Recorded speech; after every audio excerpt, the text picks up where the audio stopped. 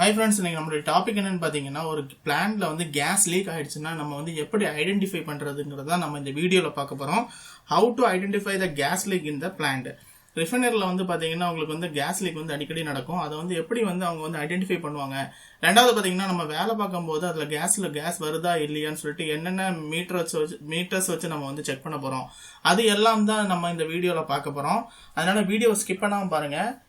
வீடியோக்குள்ள போறதுக்கு முன்னாடி நம்மளுடைய சேனலை நீங்க இது வரைக்கும் சப்ஸ்கிரைப் பண்ணாம பார்த்துட்டு இருக்கீங்க, சப்ஸ்கிரைப் பண்ணுங்க.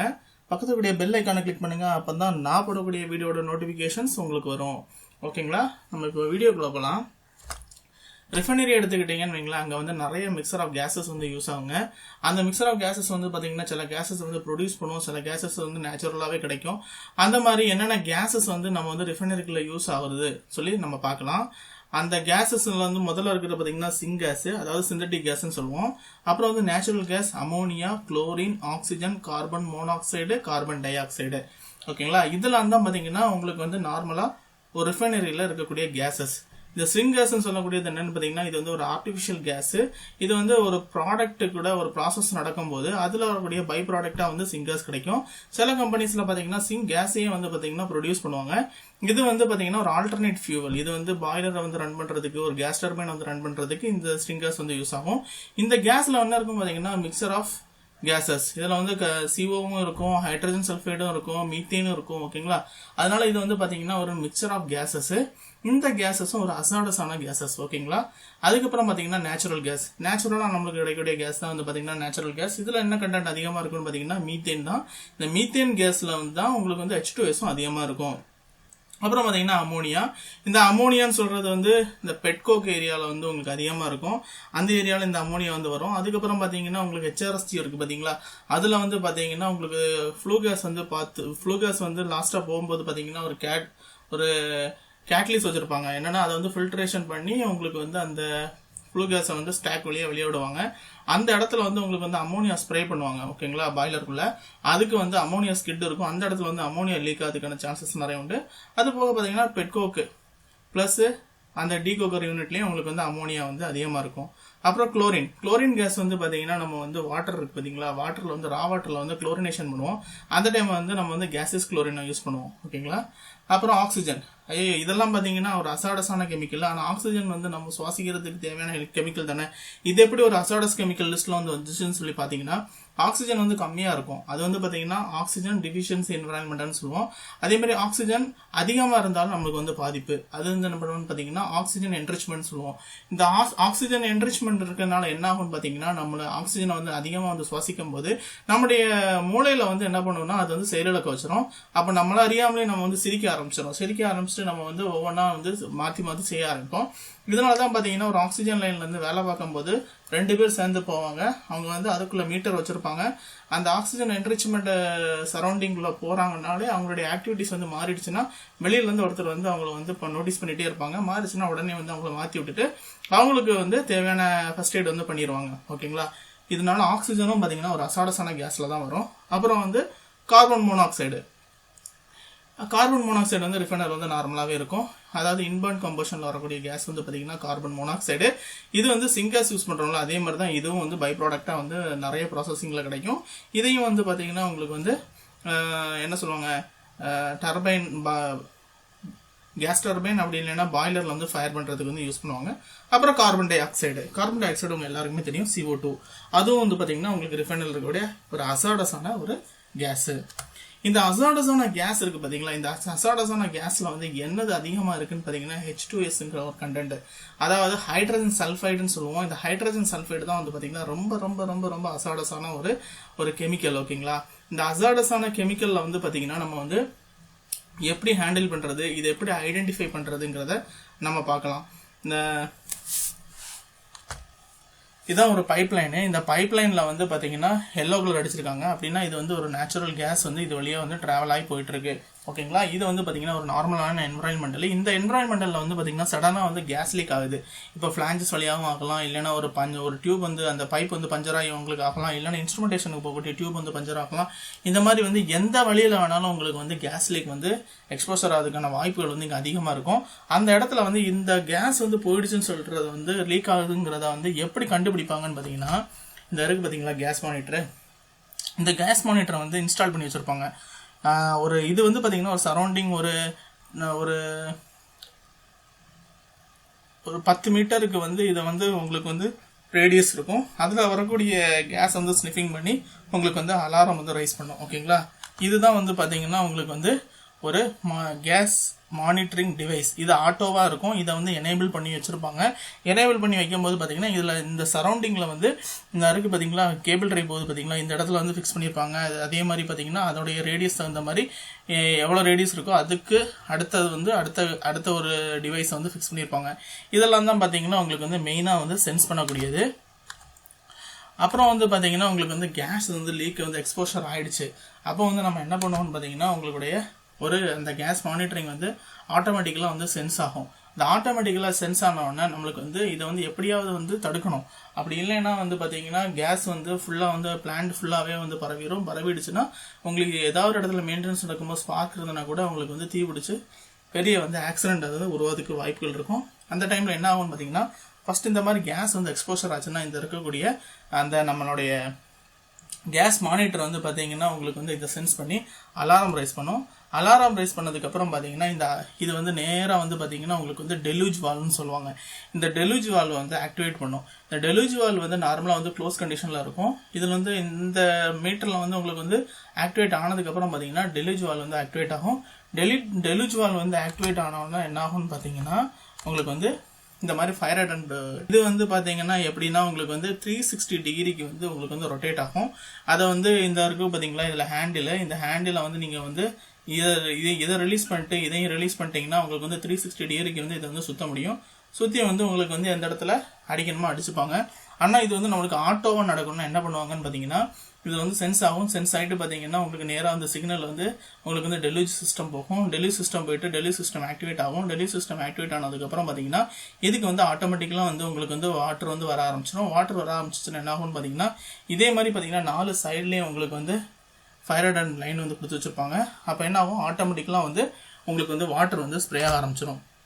இந்த மாதிரி ஸ்ப்ரே ஆச்சுன்னா என்ன ஆகும்னு பார்த்தீங்கன்னா இந்த மாதிரி ஒரு கிளவுட் ஃபார்மேஷன் பண்ணுவாங்க. இந்த கிளவுட் ஃபார்மேஷன் ஆகிறதுனால என்ன ஆகும்னு பார்த்தீங்கன்னா கேஸ் எக்ஸ்போஷர் வந்து பார்த்தீங்கன்னா இந்த கிளவுடை தாண்டி வெளியே போகிறதுக்கு கொஞ்சம் சிரமம், கொஞ்சம் டைம் கிடைக்கும். அந்த டைமில் வந்து பார்த்தீங்கன்னா நம்ம வந்து ரெஸ்கியூ டீம் வருவாங்க. ரெஸ்கியூ டீம் வந்துட்டு எந்த இடத்துல ஆக்சிடென்ட் ஆயிருக்கு, எந்த இடத்துல வந்து பஞ்சர் ஆயிருக்கு, என்ன பண்ண முடியும்னு சொல்லிட்டு உடனே வந்து அதுக்கு ஆக்ஷன் எடுப்போம். ஆக்ஷன் எடுத்துட்டு அதை வந்து எந்த லைன் வருதோ அதை வந்து மேக்ஸிமம் ஷட் டவுன் பண்ண முடிஞ்சால் ஷட் டவுன் பண்ணிடுவாங்க.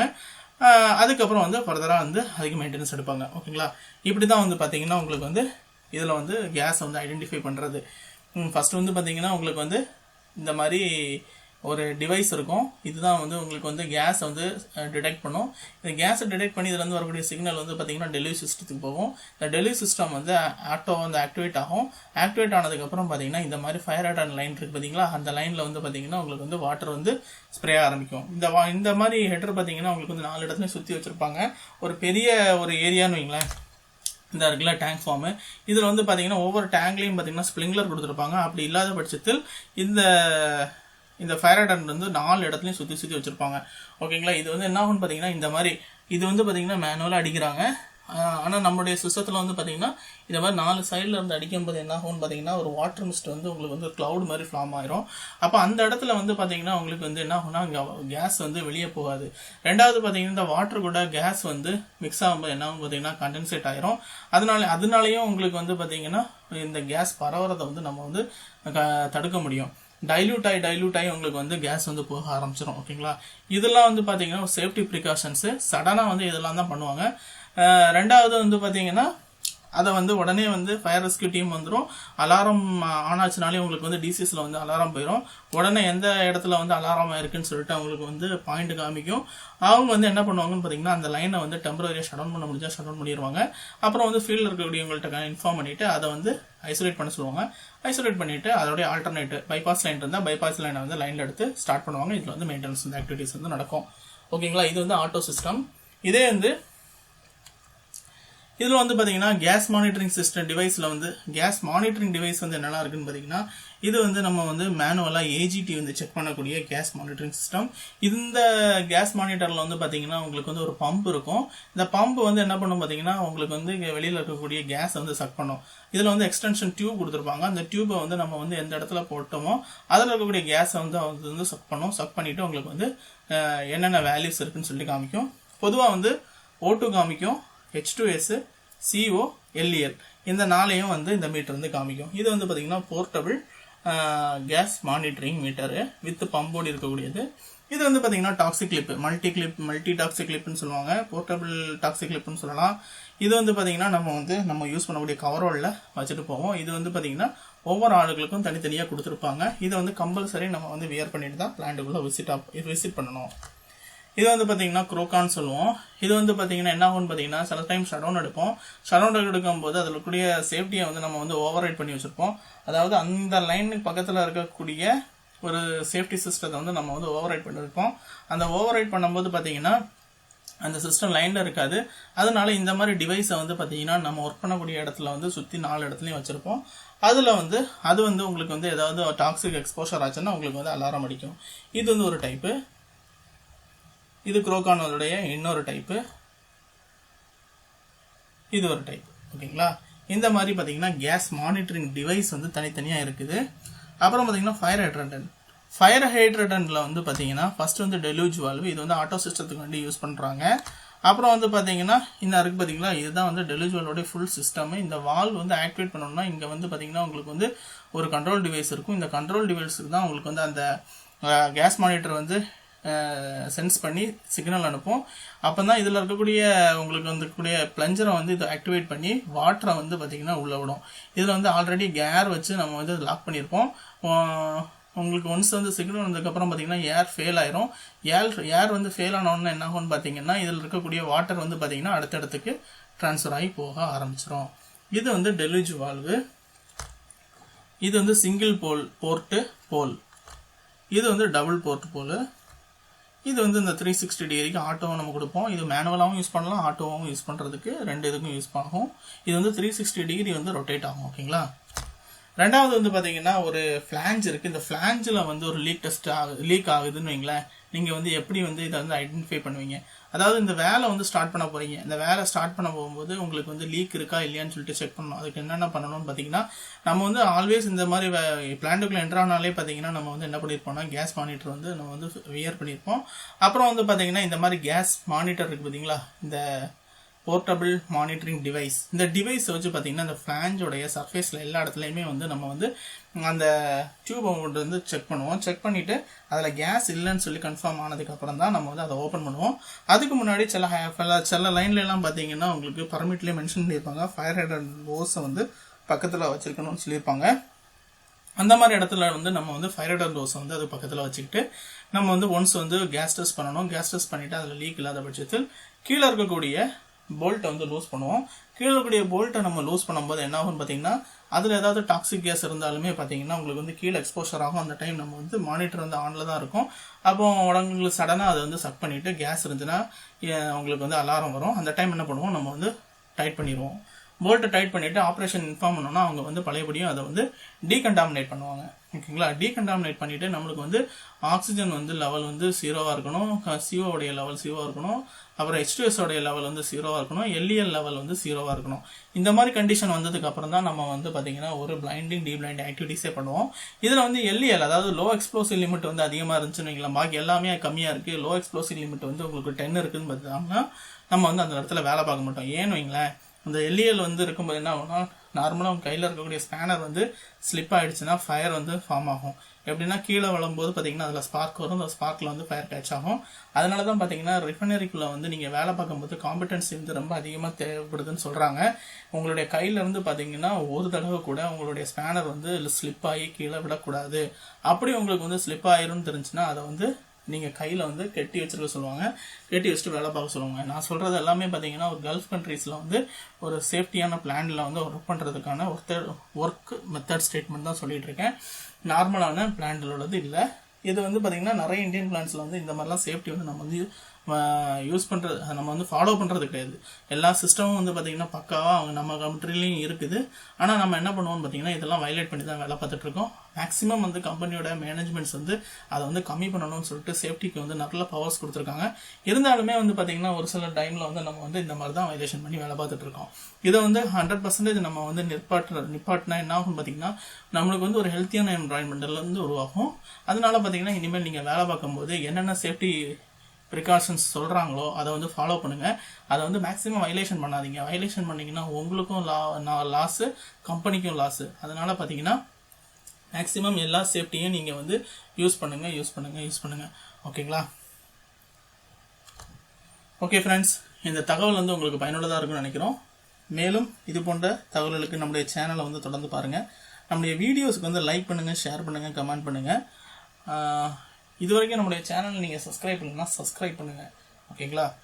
ரெண்டாவது வந்து பார்த்தீங்கன்னா இப்போ லேட்டஸ்ட்டாக ஒரு நியூஸ் வந்து ஸ்ப்ரெட் ஆகிட்டு இருக்கு. அந்த நியூஸ் என்னன்னு பார்த்தீங்கன்னா உங்களுக்கு வந்து குளோபல் வார்மிங் சொல்கிறது என்னன்னு பார்த்தீங்கன்னா பூமி வந்து வெப்பமடையதை பற்றி சொல்லிட்டு இருக்காங்க. ஐநா சபை வந்து பார்த்தீங்கன்னா உங்களுக்கு வந்து 2 நாளைக்கு முன்னாடி வந்து ஒரு அறிக்கையை வந்து வெளியிட்டிருக்காங்க. அந்த அறிக்கையில் வந்து என்ன சொல்லியிருக்காங்கன்னு பார்த்தீங்கன்னா நம்மளுடைய பூமியோட டெம்பரேச்சர் வந்து இன்னியும் ஒரு 2 டிகிரிலேருந்து 3 டிகிரி வரைக்கும் ரைஸ் ஆகும்னு சொல்லியிருக்காங்க. இதனால ரைஸ் ஆச்சுன்னா என்ன ஆகும்னு பார்த்தீங்கன்னா நம்மளுடைய கடல் மட்டம் வந்து அதிகமாகும். கடல் மட்டம் அதிகமாகும்னா எவ்வளோ அதிகமாகும்னு பார்த்தீங்கன்னா உங்களுக்கு வந்து ஒரு 7-8 வருஷத்துலேயே ஒரு 1/2 மீட்டர் வந்து அதிகமாகும் சொல்லியிருக்காங்க. 1/2 மீட்டர் சொல்கிறது வந்து எவ்வளோ பெரிய அமௌண்ட்டுங்கிறது தெரியும். ஏன்னா நம்மளுடைய பூமியை சுற்றியே வந்து பார்த்திங்கன்னா அதிகமாக வந்து நீர்ப்பரப்பு தான் இருக்குது. அந்த டைமில் வந்து 1/2 மீட்டர் வந்து அதிகமாச்சுன்னா நம்ம வந்து எந்த பாதிப்புக்குள்ளாக போகிறோங்கிறத நீங்கள் தெரிஞ்சுங்க. இது உலகத்தில் எங்கேயும் நடக்க போகிறது கிடையாது. நம்ம சரௌண்டிங்கில் எல்லா இடத்துலையுமே கடல் இருக்குது. அங்கேயும் ரைஸ் ஆச்சுன்னா நம்ம கடல் மட்டத்தில் நம்ம தரைமட்டம் வந்து கீழே போயிட்டு தண்ணி ரைஸ் ஆகிறதுக்கான வாய்ப்புகள் ரொம்ப அதிகம். அதனால என்ன பண்ணியிருக்காங்கன்னா உலக வெப்பமயமாக்கலை நம்மளால் எவ்வளவு தடுக்க முடியுமோ அவ்வளோ தூரம் குறைக்கணும். அதுக்கு நம்மளுடைய எஃபர்ட் என்னென்ன பயன்படுத்தலாம்னு பார்த்தீங்கன்னா நம்ம வந்து யூஸ் பண்ணக்கூடிய எலக்ட்ரிசிட்டி தேவையில்லாமல் வந்து கரண்ட்டை வந்து யூஸ் பண்ணுறதை வந்து கம்மி பண்ணுங்கள். தேவைப்பட்டால் மட்டும் நீங்கள் வந்து லைட்டை போடுங்க. அதே மாதிரி லைட்டை போட்டுட்டு ஆஃப் பண்ணாமல் போகாதீங்க. ஃபேன் தேவைப்பட்டுச்சுன்னா மட்டும் யூஸ் பண்ணுங்கள். இந்த மாதிரி நம்ம எலக்ட்ரிக்கல் கன்சம்ஷனை கம்மி பண்ணுறதுனால பார்த்தீங்கன்னா உங்களுக்கு வந்து அதோட ஜென்ரேஷன் வந்து குறையும். ஜென்ரேஷன் குறைஞ்சுன்னா உங்களுக்கு வந்து உலகத்தில் வந்து மாசடைகிறது வந்து ரொம்ப கம்மியாகும். ஓகேங்களா? சின்ன முயற்சிகளை வந்து நம்ம எடுப்போம். அதான் வந்து பார்த்திங்கன்னா பெரிய இம்பேக்டை வந்து கொடுக்கும். மாற்றம் வந்து எல்லா இடத்துலையும் நம்ம வந்து மாற்றம் வேணும்னு சொல்லிட்டு இருக்க முடியாது. நம்மள இருந்தால் ஒரு மாற்றத்தை வந்து கிரியேட் பண்ணணும். இது ஒரு ஜென்ரல் அவேர்னஸ்க்காக வேண்டி நான் சொல்கிறேன். ஓகேங்களா? உங்களால் முடிஞ்சதை நீங்கள் செய்யுங்க. மாற்றம் நம்ம இடத்துல இருந்து தான் வரணும். ஓகேங்களா? வேற ஒரு வீடியோவில் நான் உங்களை வந்து சந்திக்கிறேன். தேங்க்யூ.